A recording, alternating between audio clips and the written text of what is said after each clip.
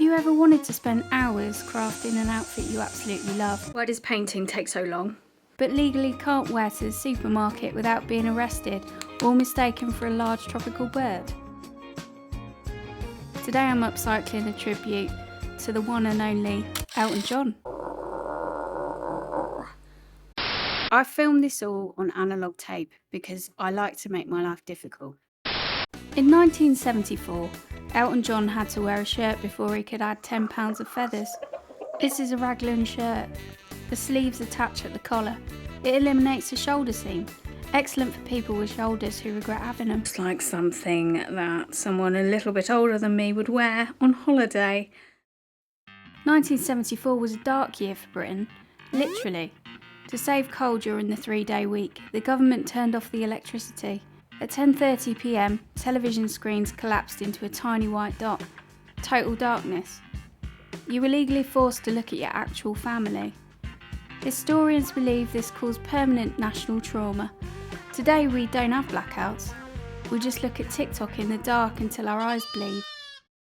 I'm painting these boots into a rainbow. A rainbow is an optical illusion caused by rain meeting sun, or by a multinational bank selling sandwiches in June. In 1974, a pint of beer cost 20p. Today, 20p won't buy the steam off oat milk. If beer inflated like houses, a single pint of Stella would cost 45 quid. You wouldn't drink it, you'd pass it down as a family heirloom. A house back then cost 9 grand. Today, the government uses the standard method to calculate housing targets. It assumes houses reproduce biologically like rabbits, then multiplies them by how much we can't afford them. You're working class person, you're trying to give in a middle class ideology. It's ridiculous. I did some flares. These are corduroy trousers, fabric made of tiny parallel valleys.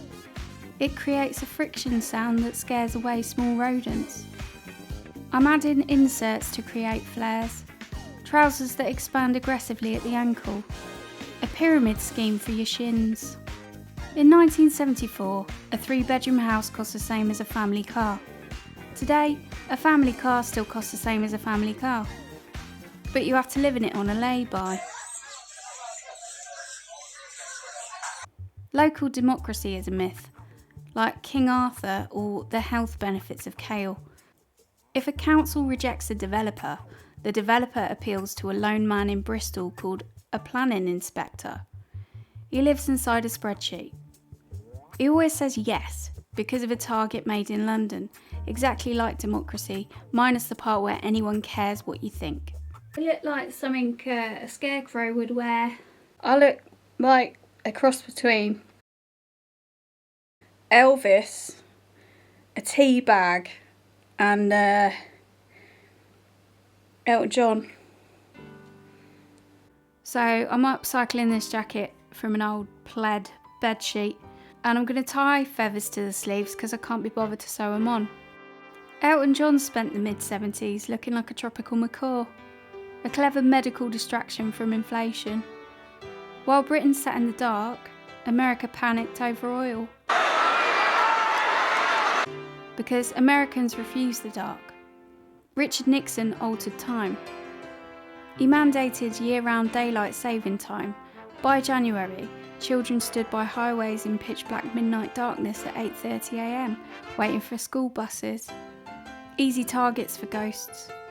It was scrapped after 8 months because time belongs to the universe, not Richard Nixon. In 2026, the British birth rate is the lowest since 1938. Children are expensive. That money is needed for Bandy council tax, with averages £2,451. The government thinks pouring concrete on fields triggers fertility, housing as a national aphrodisiac.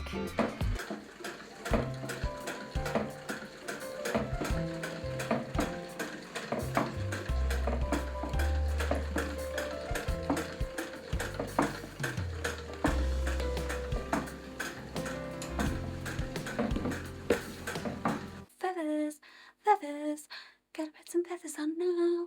Apparently, America's build suburbia sideways until it slides into the Pacific. The UK uses a tilted balance. A loophole letting developers build anything anywhere if quotas lag.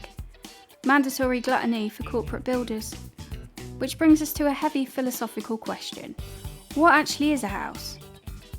To an early human, it's a cave. To a magpie, twigs and stolen tinfoil. To a modern British developer, a financial asset wrapped in low-grade plasterboard, destined to severe damp by 2030. If we pave the countryside with tarmac cul-de-sacs, do we achieve enlightenment? Or do we just sit in the identical boxes staring into the digital void, wishing for a patch of grass where a cow could sit down? On the 7th of March 1974, the blackouts ended. The lights came on.